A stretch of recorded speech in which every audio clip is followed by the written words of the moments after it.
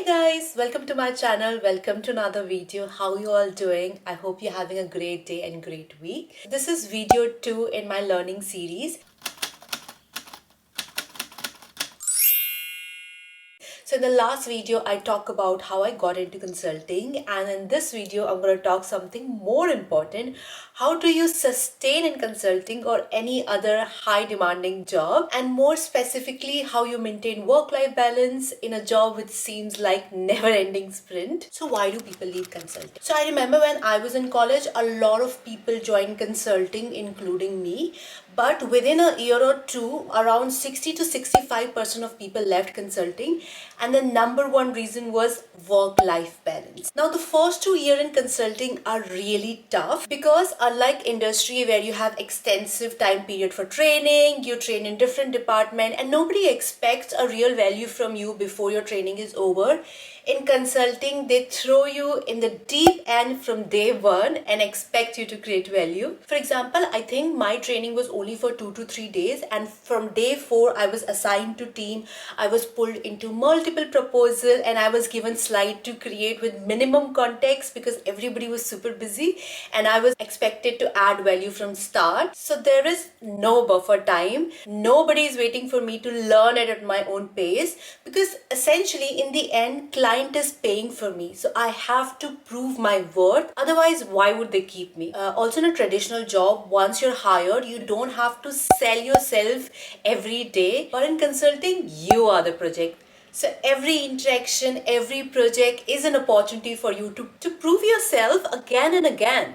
Now let me talk about the top 3 things which make consulting so overwhelming in the first 2 years. The first thing is a steep learning curve. In consulting, one day you're working in a company which manufactures soaps, next day you're working in an oil company, and the third day you're working in a bank. Every project is different and you need to adapt quickly. There is no time to slow easing into these projects. The second thing is constantly changing teams. Every 3 to 6 months, your entire team changes, your manager changes, your client stakeholder changes, and you must constantly work on building your brand, ensuring that people want to work with you again. If you compare that with traditional industry, you usually go and work with a bunch of people, so you every day you're going and you're meeting those people and you form a community, right? You form friendship within that group. But in consulting, because people that you work with keep changing every few months, it's very difficult to form that bond, especially when you've just entered into your first job, right? At that point of time, you actually look for this community. Because I also remember when I joined my job, I used to go to office, but there was nobody in the office because everybody was working from client location. And I used to hear my friends who were working in a big marketing team in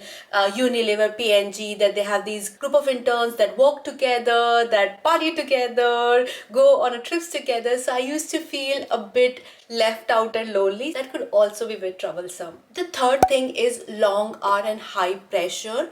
So analyst is the lowest level in consulting, and that's what level you join when you're joining from college. And a lot of tasks get dumped into these analysts, and hence they have to work longer hours. A lot of time they have to own and do their own thinking because everybody is super busy and nobody have much time to guide these people, which could be tricky in the initial first 2 years of the consulting, especially when you don't know a lot about the industry, a lot about the function that you're working in. I remember in my first year of consulting, I was working really hard. I was working on a project and proposal, and there were days when I used to work till 1 a.m., 2 a.m., even 4 a.m. once in a while.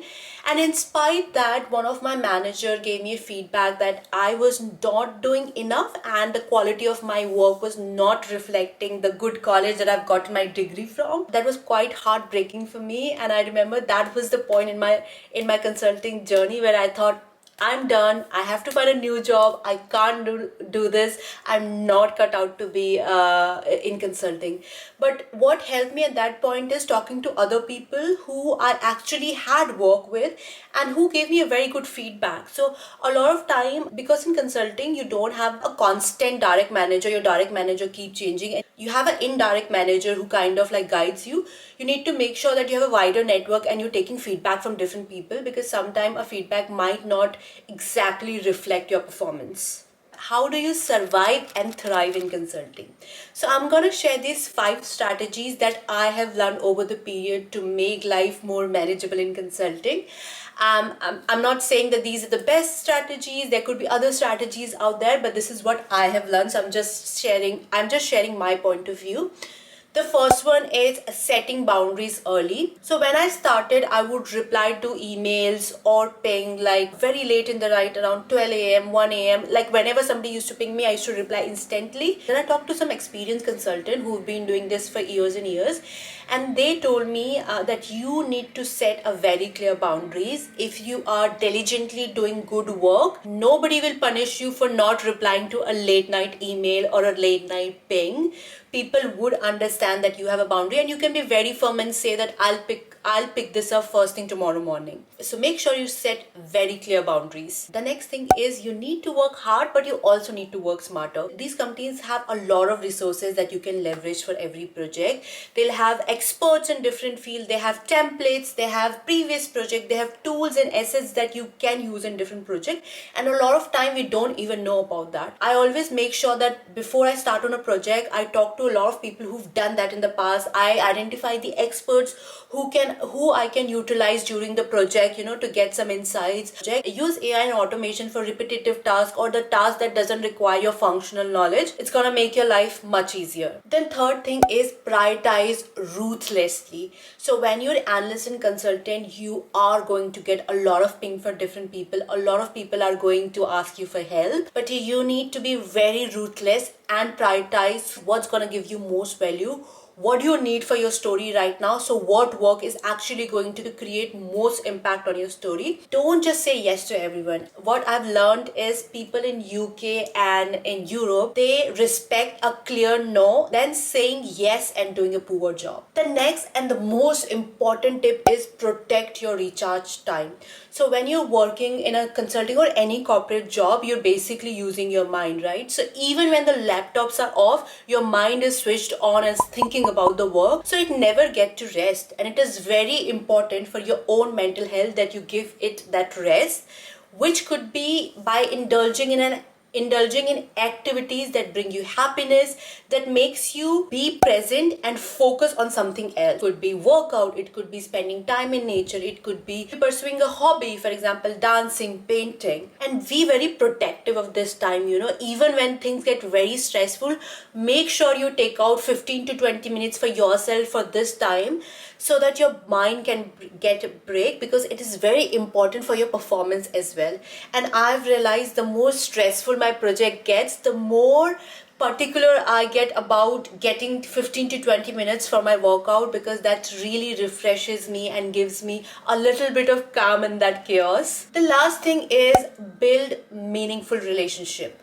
So when you network, remember quality over quantity.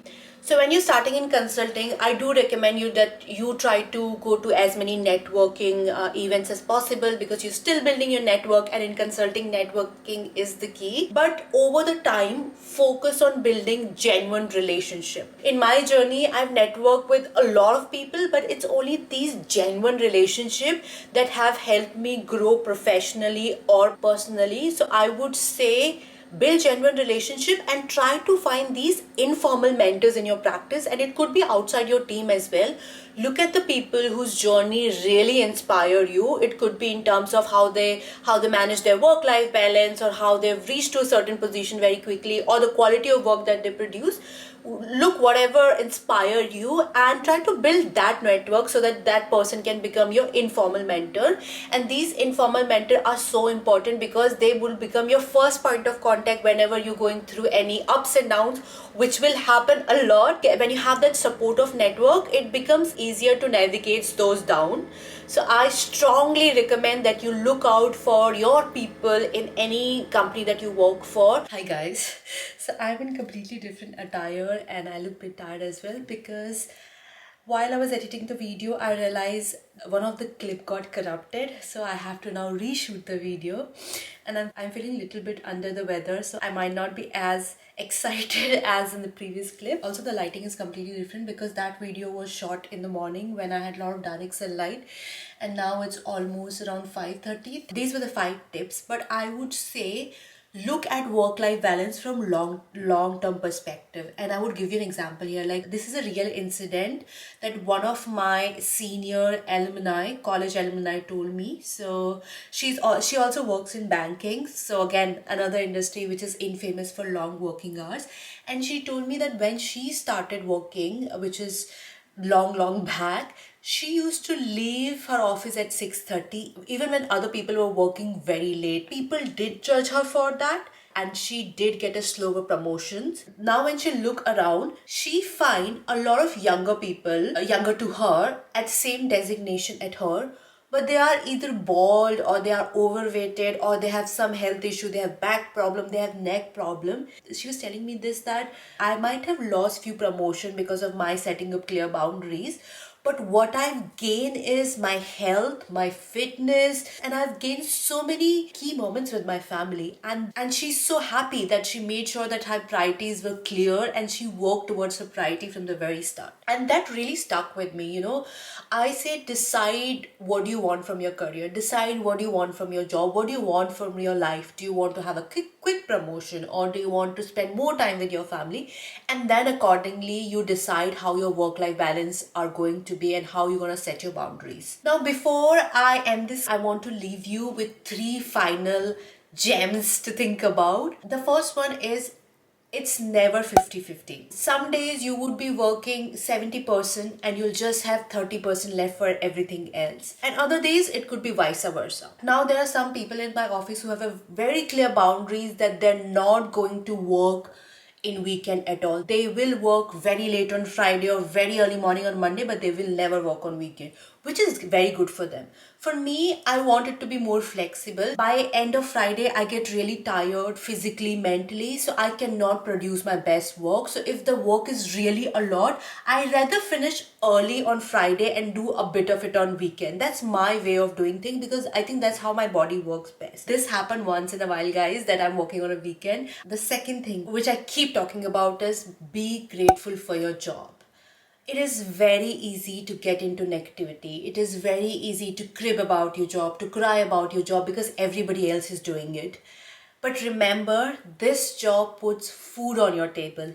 This job is the reason why you have roof over your head. So express that gratitude. Just be grateful for whatever you have right now, and then look for other opportunity. By that feeling of gratefulness. I think when you look from a negative angle that I hate my job, let me look for a new job, you might attract something negative, because there's only one law of nature: what you give is what you get. The third one is define your own success. So I've already talked about this.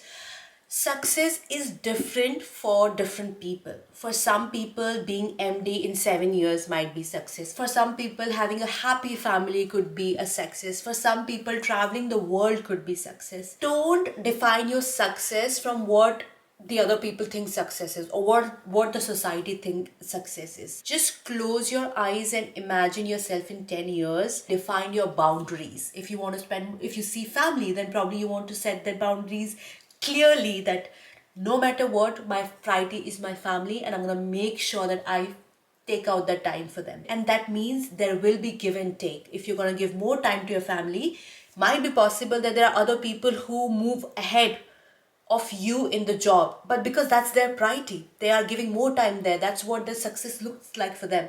So don't compare yourself, don't compare your journey with anybody else, because your priorities are different. And I would like to leave you with a quote which I tell every person that I mentor. At the end of the day, your career is not a sprint, it is a marathon. You have to run this marathon for probably 30 to 40 years. So you need to make sure that you preserve your energy, that you pace yourself, and you don't end up using all your energy in first few years. If you do that, you'll be burned out very quickly, and that's not good for your physical health, it's not good for your mental health. And I want to understand from you, what are your biggest work-life challenge, and we might discuss those in one of the videos. That's it, guys. I hope you like this video. If you found this video useful, then like it, leave a comment below, and subscribe to my channel, because a lot more learning videos are going to come up. Until next time, take care, set those boundaries, be grateful, and I'll see you in the next video. Bye.